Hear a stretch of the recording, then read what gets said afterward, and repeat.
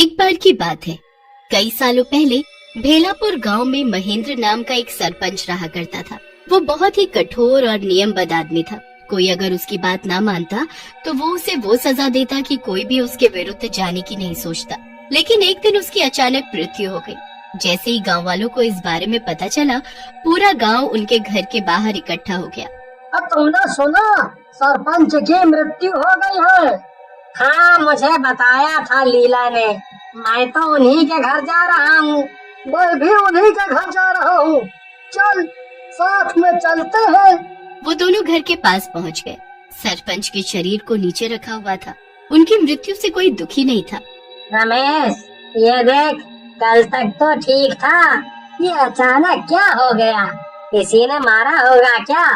भाई, तू नहीं जानता क्या? जो इसकी बात नहीं मानता था तो ये उसका क्या हाल करता था? उन्हीं में से किसी ने मारा होगा। अमीर था, इसीलिए हर बार मुखिया बन जाता था। सब लोग सरपंच के शरीर को लेकर शमशान घाट चले गए। वहाँ उन्होंने सरपंच के शरीर को जलाया। उसके बाद सब अपने घर लौट गए। कई दिनों बाद गांव में एक सभा बुलाई गई। सुनो सुनो सुनो, महासभा के लोगों ने एक बैठक बुलाई है।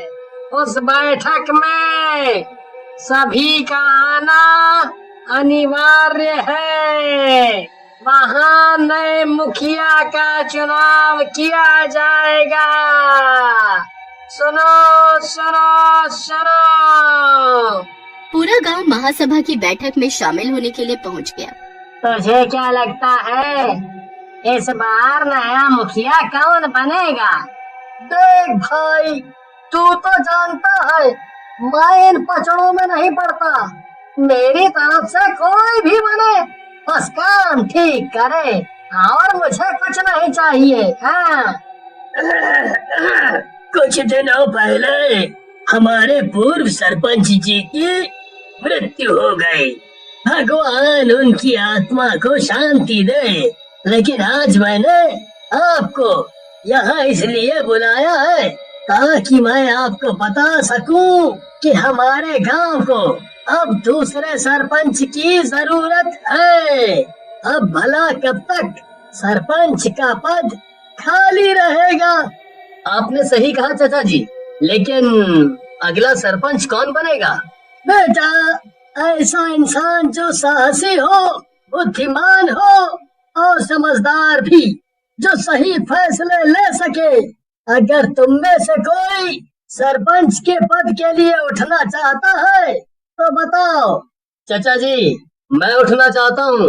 मैं समझदार हूँ और साहसी हूँ। वैसे भी आप सभी जानते हैं कि मैं पूर्व सरपंच जी के साथ काम करता था, तो मुझे उनके साथ रहकर काम का तजुर्बा भी है। बाकी आप सभी की मर्जी। सभी लोगों ने उनके सरपंच बनने पर हामी भर दी। बस सभी अपने अपने घर चले गए। विक्रम मन ही मन बहुत खुश हुआ। वो अपने घर जा रहा था, तभी उसे किसी और के पीछे से चलने की आवाज महसूस हुई। उसने पीछे मुड़कर देखा। कौन है भाई? कोई है तो सामने आ जाओ, साथ ही चल लेंगे। लगता है मेरा वहम है। विक्रम घर चला गया। रात को विक्रम सोने चला गया। अचानक उसको सांस लेने में दिक्कत होने लगी। क्या हुआ जी? मेरा दम घुट रहा है। ऐसा लगा जैसे जैसे कोई मेरा गला दबा रहा हो। यहाँ तो कोई नहीं है। आपने जरूर कोई बुरा सपना देखा होगा। आप ऐसा करिए, पानी पी लीजिए। अगले दिन विक्रम बाथरूम में जाकर अपना मुंह धो रहा होता है कि तभी अचानक उसने देखा कि सामने शीशे में से कोई हाथ उसकी तरफ आ रहा है। विक्रम डर गया। मैं तुझे छोड़ूंगा नहीं, तू मरेगा। लेकिन मैं तुझे आसान मौत नहीं दूंगा। तू रोज तड़पेगा, रोज। कौन है? कौन है? सामने आओ। मैं कहता हूँ सामने आओ। तुम जो कोई भी हो, मैं तुमसे डरता नहीं, समझे? मैंने कहा सामने आओ।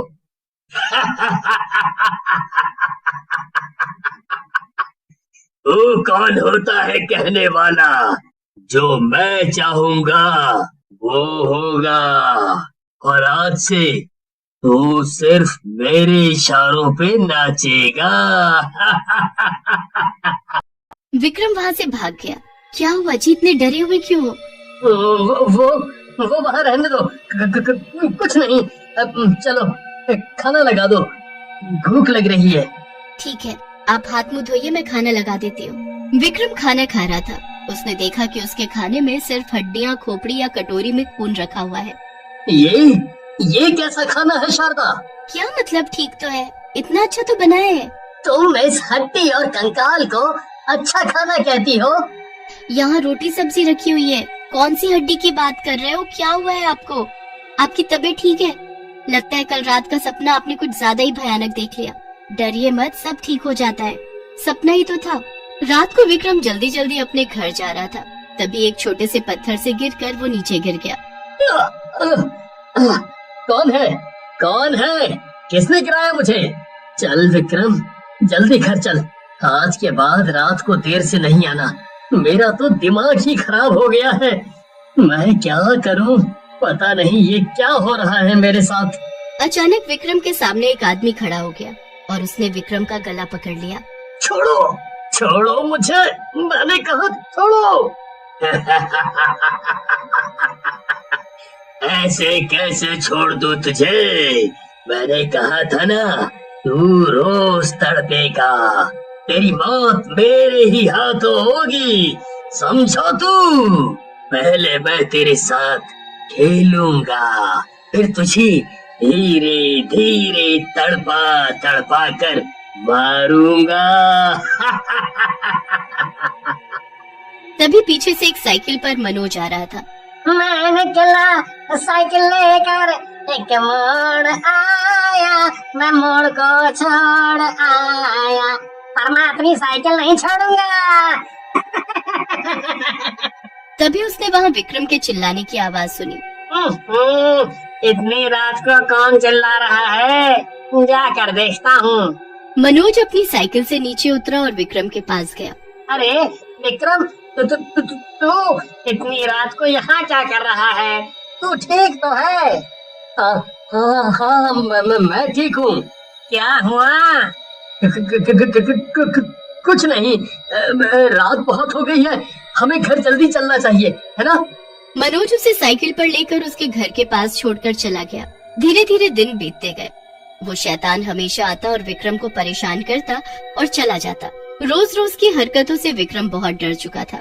उसके समझ नहीं आ रहा था कि वो क्या करे। एक हफ्ते बाद उसके घर पर महासभा के सदस्य आए। आप सब यहाँ? आज विक्रम को पगड़ी पहनानी है, इसीलिए हम सब यहाँ आए हैं। घर के आंगन में सभी लोग खड़े हो गए। उन्होंने विक्रम को जैसे ही पगड़ी पहनाई। ये क्या हो रहा है? मेरा हाथ किसने पकड़ा? मेरा हाथ आगे क्यों नहीं बढ़ रहा है? अरे ये क्या हो रहा है?